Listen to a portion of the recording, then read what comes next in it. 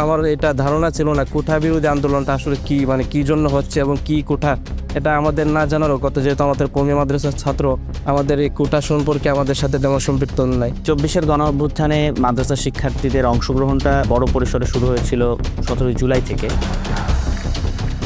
প্রত্যেক যুগেই আপনারা দেখবেন যে আলেম ওলামারা এই লাইনের যারা ছিল এবং কারো উপর জুলুম হয় তারা আর কখনো ঘরে বসে থাকে না। কওমি অঙ্গনরা তারা এরকম একটা সাপোর্ট যে তারা মাঠে নামলে কোনো কিছুকে ছাড় দেয় না। কওমি মাদ্রাসার শিক্ষার্থীরা যেরকম আন্দোলনে অংশগ্রহণ করে, আমাদের আলিয়া মাদ্রাসা থেকেও সেরকমভাবে অংশগ্রহণ করা হয়, কিন্তু সেটা হাইলাইট করা যায় না এই কারণে যেহেতু আমরা সরকারের ধারস্থ বা সরকার কেন্দ্রিক আমাদের প্রতিষ্ঠানগুলো। মাদ্রাসার শিক্ষার্থীরা 2024 সালে তারা একান্তই নামছে তার নিজের ভাইয়ের রক্তের হিস্সা নিতে। আবু সাইদ মৃত্যু হলো 16 তারিখে, এরপরে শহীদ আমিন, এরপর ওয়াসিম। মানুষকে অবিচারে টার্গেট কিলিং করতেছে, মাথায় গুলি করতেছে।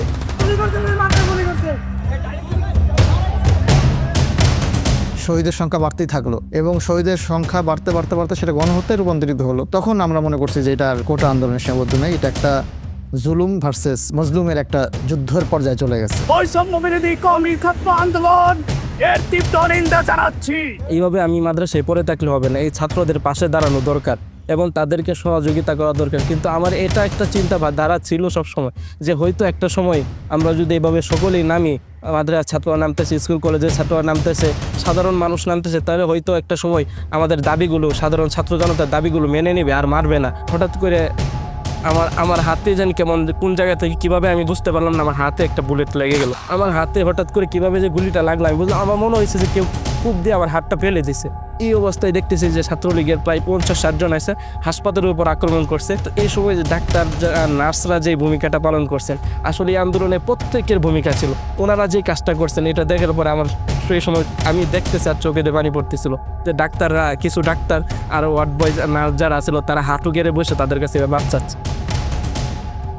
এদেরকে আর মাইরেন না, এদেরকে ছেড়ে দেন, এরা মরা, এরকম ভাই মাপ চাচ্ছে ওরা। আমি তখন বলতেছি যে আসলে ওরা মানে এই সময়টার কথা আমি বলতে পারি না আসলে যে এরা কতটুক মানে জালিম হলে তারা এই কাজগুলো করতে পারে, কতটুকু মানে তাদের সাথে আমাদের বিরোধিতাটা কী ছিল, আমরা তাদেরকে কি ক্ষতি করছিলাম। সবচাইতে ধ্বংসযোগ্য মানুষের উপর নিপীড়ন যেটা হয়েছিল 4 তারিখ এবং 5 তারিখ। মাদ্রাসা শিক্ষার্থীদের আসলে কি পরিমাণ অংশগ্রহণ ছিল? প্রায় 102 জন আলেম শিক্ষার্থী, মাদ্রাসা শিক্ষার্থী এই জুলাই গণ অভ্যুত্থানে শহীদ হয়েছে।